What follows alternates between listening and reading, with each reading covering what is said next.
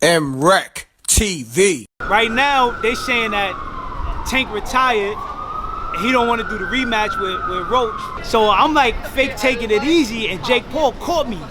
Bing! We back at it. Now we at round 3. Assessments on MRecktv with David Flat Sparks. Mike Tyson versus Jake Paul exhibition fight. Let's talk about it. So, for the people who don't know, I was Jake Paul's sparring partner for that fight. So let me tell y'all how that went down, because that was crazy. Shout out to my brother, J. Leon Love. He trains Jake Paul. He put the call in, boom. Yo, Flat, he told me he was going to throw me the alley, but you know, the way to work, and he always, again, shout out to my man, J. Leon Love, because he always show love. Quick story, I remember when I was training with Floyd Mayweather team, I was living out there in Vegas, and J. Leon was the only one that was a veteran out there that came to me and told me, yo, listen, don't wait for Floyd to sign you. Go do your own ones and twos. If Floyd want to sign you, and he come back, now I mean, then you double back to that situation. But right now, get your own food, put your own food on the table. I never forgot that, you know what I'm saying? So shout out to my man, J. Leon Love, that's my bro. Salute them. Facts. He put the call in, boom, told me he gonna have me come out there to Puerto Rico to spar with Jake Paul for the Mike Tyson fight.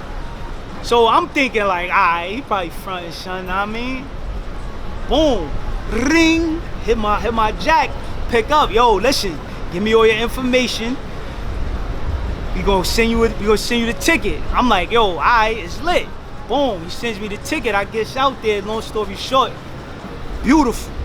Beautiful. I'm talking about everything top of the line. They flew me out there, took care of me, made sure my pockets was good. Beautiful. I've been to a lot of training camps in my life. Nobody never took care of me like Jake Paul did. So I'll forever have love for Jake Paul and his team. But when I went out there, where was you staying at first and foremost? He had me in a villa with other fighters. Shout out my man Mac Truck. The villa was plus? Yeah, it was fire. My man Steve, yeah, but the villa was plush. You know what I'm saying? Like, they did everything top of the line. Everything, bro. And that's how you supposed to treat your sparring partners if you want them to give you the best effort in sparring.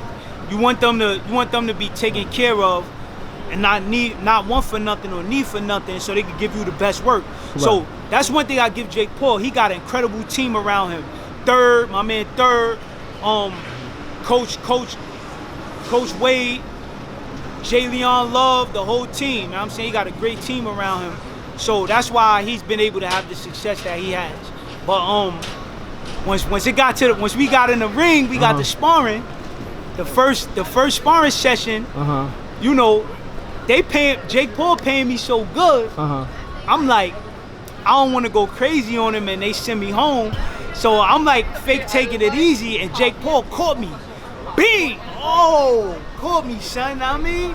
I'm like, in the jaw or? Nah, it was like he caught me in the eye, son. Know what I mean? Like, eye jam? He gave me a little pajama jammy jam, son. Oh wow! I'm like this, alright. But then it woke me up, because now I'm like, yo, I can't play with him, like, cause you know the perception that most of us had of him was he's not a real boxer. Like, he's a joke. I never looked at him as a joke, but we just had the perception of him that he's not an elite fighter. But once I got in the ring with him, I said, debunking that. I'm debunking that 100%. Jake Paul is a real fighter, bro. Okay. You know what I'm saying? He trains hard, he runs hard. You're not messing with him on the track. You get on the track with Jake Paul, he outrunning anybody. You know what I'm saying? When it comes to training, he putting in them hours. So let me ask you this. Yeah.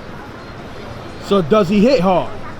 He caught me with the pajama jammy jam, son. Know what I mean? He dazed you? Did he? I mean, it didn't daze me, but it caught me. It was. I mean, I've been in there with the top dogs, bro. Know what I'm saying? The hardest punches in the world. I could get the name in them, but the top. Know what I mean? Like, dudes 300 pounds, 6'7", 6'8". Know what I mean? So I've been hit. I've been punched by heavy hitters. But the thing with Jake Paul is his power is deceptive. And that's how he caught me, because like I said, I was sleeping on him. You know what I'm saying? But when he caught me, it woke me up. So then I couldn't play with him no more. I'm like, nah, I can't play with Jake Paul no more. You know what I'm saying? But again, his work ethic is A1. His work ethic and his team surrounding him, A1. There's no secret to his success. It's right there, written on the wall. Now, let's get into the fight that he had with Mike. A lot of people was disappointed in Mike Tyson. Right. Saying, you know, he threw the fight. You know what I'm saying? What's your assessment? Nah, he ain't throw it. Another thing I want to throw in there, right? When I got the call to be Jake Paul's sparring partner, I had to pick up the phone and call Big Bro Zab and see if I get the okay, because, you know, Mike is Brooklyn. You know what I'm saying? That's the Ville. That's home. That's the home turf. So I can't go against home. You know what I'm saying? But Zab was like, nah, go get your money. You know what I'm saying? Like Mike understand. Mike is the big homie, but he understand.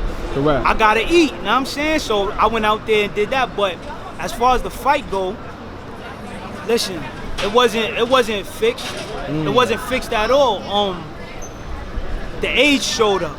That's all. Simply the age showed up. Mike was doing his thing a little bit for the first round, but after that, you know, reality sets in. It's like, not only do you factor in the age, you gotta factor in the inactivity.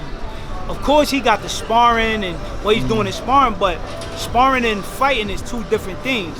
Smaller gloves, no headgear, real time, crowd around. You know, it's a difference. So I feel like when reality set in for Mike, he wasn't the same that he was 30 years ago. You know what I mean? We can't really expect him to be the same Mike from 30 years ago. I still give him his props and respect, because he almost died. You got to remember that. Before the fight, he almost died. That's why they had to push the fight back. I think it's an ulcer or something like that. He almost died. So I didn't know he almost died. He almost died, bro. So for him to be able to overcome that controversial thing that happened to him, get himself in shape, and be able to perform to the end of the fight, you got to give him his respect for that. So Correct. Shout out to Uncle Mike for that. Salute to Mike.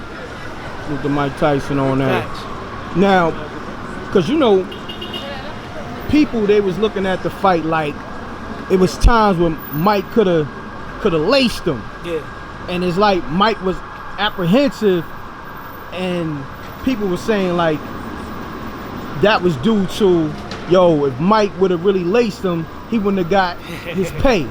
You know what I'm saying? Yeah. They were saying that. I don't believe that though, man. I feel like he couldn't really pull a trigger. This is just my opinion though. Plus, you gotta remember, like I said, I was Jake Paul's sparring partner, so he was sharp. Sparring with me, my man Mac Truck, my man Steve, he was sharp. We had him sharp. So he wasn't no walk in the park for nobody that night. He would have gave anybody trouble, but with Mike, I feel like Mike couldn't pull a trigger. He could see the shots, but like I said, the inactivity and the age and all that caught up to him at one time. Now, it would have been different if they ran to each other in the street and Mike could really get on his Brownsville bully, you know what I'm saying? Then that's a different fight. But in the ring, it's a lot of rules that come with that. So he wasn't able to tap into that old Mike that we know, that we came to know and love. That's like when you compare Tank to these other guys that's at his weight class. A lot of them have a similar skill set. A lot of them have just as much skills as Tank. But the thing is, once he land that power shot, they can't take it. Roach was able to do good in their last fight. That's another thing too. Right now, they saying that Tank retired and he don't want to do the rematch with Roach. But I think Tank just taking some time off to get his mind together. You know, he got a lot going on, being so rich at a young age. MRecktv.